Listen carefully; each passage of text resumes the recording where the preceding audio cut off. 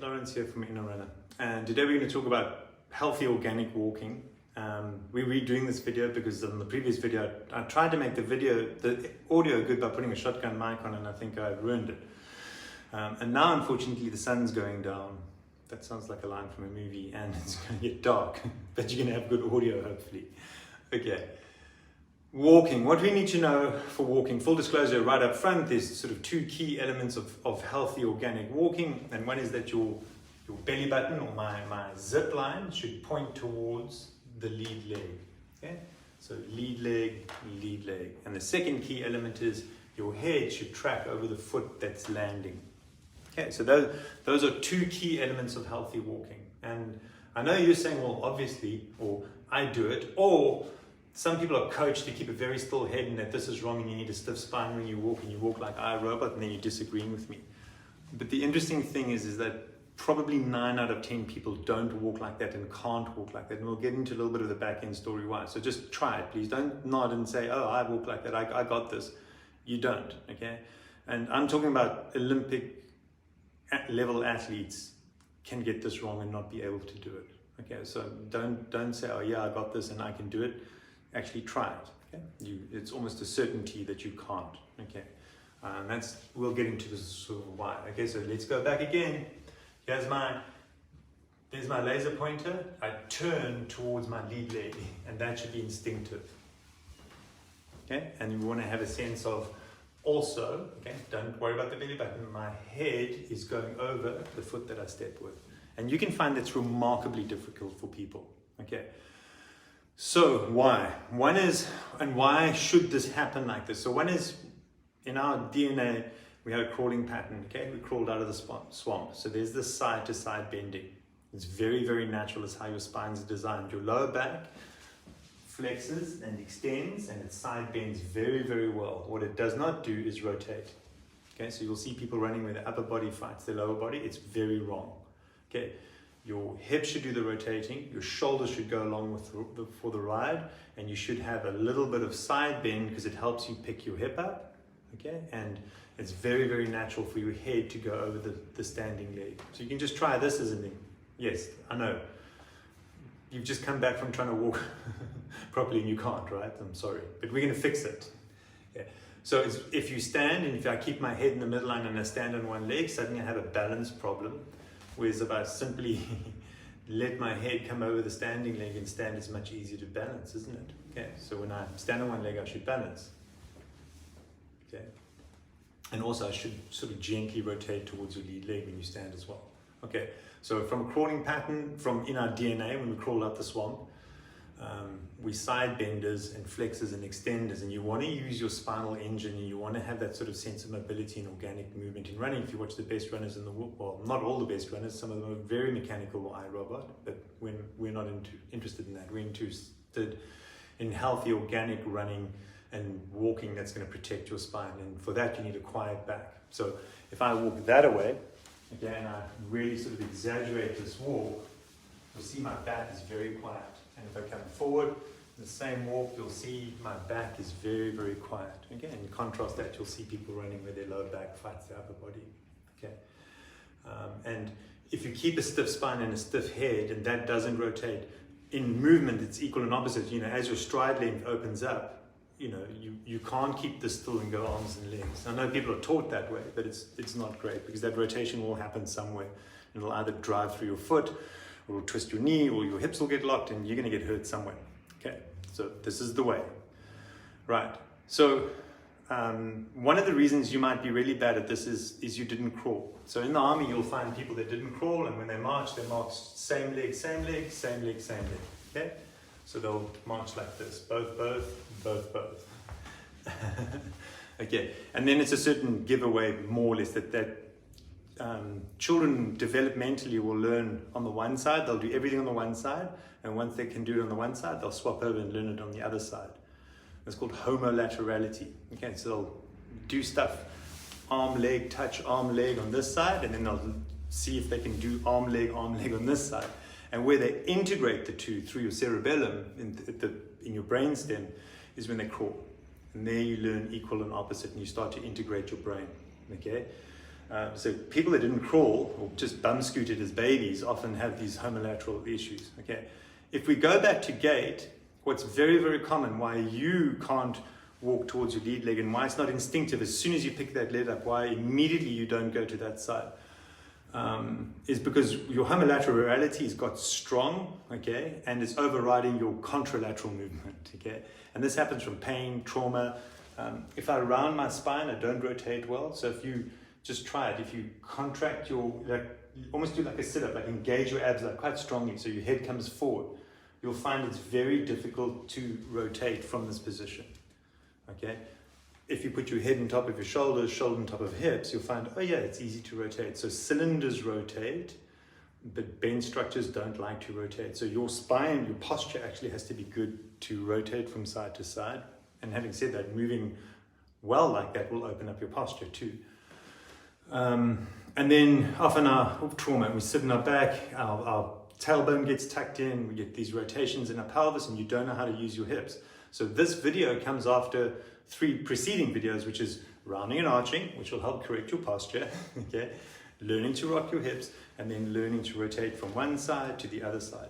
And do those 3 to soften it up, and then you'll start to realize, oh, this is an extension of that. This is how to take your skills that you learned lying down into standing, okay? Yeah, and the other one is painful withdrawal. If you stand on a hot coal, okay, what you'll do with your leg is you'll pull in. A lot of people get stuck in this pattern, and then when you're running, you learn to grab for stability. So how many of your running pictures look like this? Quite a lot, right? And that's actually a timing issue. And what you shouldn't be here. Now imagine on a sine wave, imagine, you know, that's a sine wave. Imagine me getting out of this position on a sine wave. From here, I have to get up, out, and round, okay? And what you want to learn how to do is walk towards, proactively be in the right place at the right time. If my head is over my foot and my belly button is pointing towards my lead leg, I can't get into this position if I tried. Okay, you're proactively in the right position. You're proactively in the right position, and it's massive for hip stability. Okay, most people don't have a glute medius problem; they have a timing problem, or what we're talking about now. Okay, so having said that, to learn this, we do soft marching. I'm just going to turn this down a little bit. And I'm going to switch the heater on. I might get a bit more light. Okay. Sorry, it is getting dark, but at least you can hear me.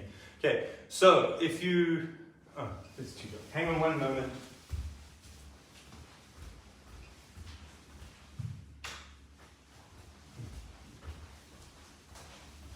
Yeah, there's no editing in my videos. They're one takes and then it gets done, okay? Otherwise there's going to be no content. Okay, so soft marching. I'll stand behind the light. Soft marching, you're going to shift your head onto the leg that you're going to stand on, and you're going to turn towards this bent knee. And then you're going to straighten out, shift your weight across to the other side, and bend the other knee. Okay, so this is soft marching. So from here, I'm turning towards the bent knee, and then I'm going through my heel, shifting my weight across and coming towards this bent knee. Okay, so you want to practice soft marching. Does that make sense? So turn towards the lead leg, I'm shifting my weight onto this leg, and my weight is more on my heel on my standing leg. Okay, turn that way. So rock across, turn, rock across, turn, rock across, turn, rock across, turn. In running, this would be your posterior chain helping pushing you forward. That's what you're kind of learning. That's why the emphasis is so much on the heel, to access your posterior chain to help drive you forward. Okay. So heel, soft foot, soft hips, yeah, and soft knees. And you can, if you take your hand like this, like a pinchy hand, and you put it onto your femur, so your greater tuberosity. So on the side of your hips, if you come up your femur, there's 2 bumps. Hold those bumps like that, and then when you soft march, realize that your hip, your femur translates down, back, and internally rotates. It does that. Those are the 3 movements your hips need to be doing. Okay, I'm going to zoom this down so you can see what my feet are doing. So there's my feet. Okay, so feet face nice and forward, soft march. This foot's on the heel, and this foot I just go onto the forefoot. Okay, heel to forefoot, heel to forefoot, heel to forefoot. So from the side, heel to forefoot, heel to forefoot. What you're doing is you're learning to soften up your big toe. You're learning where your big toe goes. So, and then I know I sort of should have done that video today, but the sound on this one is terrible. You'll learn to press your first met into the ground, and you need to start bending your toe. And then also, why we do soft hips and float, when you do this soft marching, your knee should float forward. So you should imagine, go this way down a little bit. You should imagine that your knee is being pulled forward by a string, that way. Okay, what happens is when I pick my head up, I do this. When I pick my knee up, my head will go forward, I'll get into a flexion pattern. And what do you know about flexion patterns? They don't like to rotate. So soft knee, soft knee, soft knee, soft knee will feel really great. Picking knee up will put you in the back chair into flexion, and that will stop you. Okay. I should stop saying okay. When you grizzly bear walk, when you have homolateral dominance, what happens is you'll step to this side. And that's what 9 out of 10 people did. And if you're watching this and you got well, maybe you weren't on your ass, but if you stood up and tried, that's probably what happened to you. If you turn and step, you'll turn and step away from your lead leg. But if you lift up and you caught behind, your next step will be in this pattern. You have to press the earth away from you to rotate towards that soft leg to turn that way. Okay, so a great cue is drive the world backwards. Step through a long leg. Your hip needs to put your foot down. All things you can think about to walk like that. It's very, very common in triathletes because they bend forward and generate power. If you cycle a lot, you generate power in front. You get eventually stuck in here. Your brain signals power when your knee's in front of your hip. And when you're stuck in that pattern, then you can't get up and out of that pattern to take a contralateral step. And so the triathletes get stuck in this homolateral gait. Okay, we can call this the grizzly bear.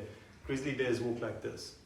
Okay, so triathletes often get stuck behind their hips and end up being grizzly bears. And how did they fix this? Because you don't see triathletes running down the road. They fix the upper body. Okay, and now you have the upper body fighting a lower body. So that you'll often see the upper body trying to correct for the hips that are caught behind. Okay, so it's very, very, very important what we're learning now. And you first want to learn it walking. It can take a long time to learn this. And 9 out of 10 people can't do this walking. 999 out of 100 people, no, 9 out of 10 people, this is not instinctive. 999 people can't do it walking. And probably, it's like 1 in 10,000 people can actually do it running. And so it takes a long time before you get out of that pattern and round into this pattern. So a lot of soft marching before you go for a run and just groove that pattern. Belly button towards knee, belly button towards knee, heel on this side, soft forefoot on that side. And so you think about the rotation. Once you've got the rotation, think about your head. Head goes over the standing foot, head goes over the other foot, head goes over the other foot, head goes over the other foot. And you might find that it feels very posterior chainish, meaning it almost like you stepping backwards, like you're doing a backhand tennis stroke. And that's okay, because when you run, this side should compress and your hip should shift forward. That is normal, okay? You'll see when you're able to run. Later on, I'll do another video and help you with getting the timing of this right. With running, you can see you can either almost dip towards the lead leg, okay, which is a front chain bias. So here I'm going to do my front chain walk. I dip towards my lead leg. Okay, kind of like Maurice Green before he used to run the 100. Or I can run on my posterior chain, or I can walk on my posterior chain, which is kind of, I think about that, okay, which is more shift my weight there. I'm still turning towards my lead leg, but it's a more posterior chain walk. Okay, if you get good at this, you can posterior chain bias it, frontal chain bias it, or just walk. I don't know, the comments always say, give us an example of walking like that. Walking like this is just head of a foot, and it's completely natural. Very let go. Okay, so that's walking. You've got to divide it down into that, and you want to practice that. Okay, in the next video, I'm going to do feet, what your feet do, and you'll see your feet movement ties up with your hip movement, ties up with your shoulder, ties up with your head, In one way, everything connects and works together, and other ways it doesn't. That's kind of why I know I'm more on the right side. Okay, but this will protect your spine. People's spines and nervous systems are getting trashed by moving against or keeping still. When you move still and you keep a still spine and a still head, your body will rotate, and it's going to rotate where you don't want it to do. And that's why you're starting to see sacral stress fractures, like sort of back disc lesions, spondylolisthesis, knees getting torn apart, and then also feet. Okay, I've got to stop saying okay. We'll try together. So I think that's pretty much it.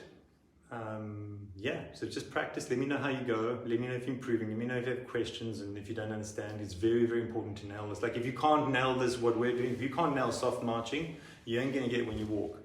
And if you can't get it when you walk, you're not going to get it when you run. And then also going for a walk, one of the things is, remember, hands can pull you out of this pattern. So get rid of your hands. Either put them on your hips and just feel what that feels like, and be much easier to walk properly if your hands are out the way and if your spine is stacked. If you have bad posture, you'll see it's very difficult to walk like this. You know, so head on top of shoulders, shoulders on top of hips. Get your hands out the way, and you say, oh yeah, why wouldn't I walk like this? Okay? And a way to also do that is to put your hands behind your back. Okay? So by pulling my elbows back and pulling my shoulders back a little bit and putting my hands out the way, I can get a very, very connected core. Or your spine gets very connected. Watch my zip. Does this make sense? Soft marching gets really easy when you take your hands out the way. So either feel what your femur is doing and sort of, I'm going to exaggerate the movement of my femur with my hands. Okay? Or, you know, when you walk, you can feel like this, or you can basically put your hands in your pockets, but get your hands out of the way. Okay, and if you're trying to translate this in running and you think you can, the same thing, you can just attach your hands. Like, it doesn't really matter how high your hands are when you run, like whatever's your personal preference. Just attach your hands to your hips, or attach your hand, if you're a very high arm runner, just attach your arms to your body, and you'll realize, oh, there's my contralateral movement. But be very careful you're not doing this. Okay? And if this is foreign to you and very difficult to do, don't try and do it in your running, because you'll kind of destabilize yourself. Just be patient. Just do your hip rocking, do your rotations, do your rounding and arching. We'll do it, lying on your back, rounding and arching, the first 3 videos. We'll do a video on spinal wave to help improve your posture. We'll teach you what to do with your feet, and all of these things will start coming together, and basically you're liberating yourself from trauma, or your right and left brain starts integrating. It's very, very good for creative thought. You got to think that if you're walking homolaterally, your brain's not crossing over either. And that's part of why we're in this problem, is head, screens, hands. You're getting married or engaged or divorced or getting fired through your phone these days. That phone's everything. And you go head, phone, static. People cannot move their heads from side to side. And then, like I say, homolateral gait, and then suddenly your creative thinking is gone. You can't integrate information from right to left. People's eyes can't even track properly anymore. You certainly can't let your head go. Yeah, you go and watch triathletes dance. Yeah, you'll get it. Or cyclists dance. Okay. Well, they don't move their head, so it's like, I don't know, something like this. Okay, so take care, people. Move organically. Have a bit of fun. Practice bobbing your head a little bit from side to side. Shifting left foot, right foot, head over foot, head over foot. Practice your soft marching, and when you walk, you should just have a nice, relaxed, organic walk. That's it. Take care. Much love. Thanks for all the positive feedback, and move well and look after yourselves, people.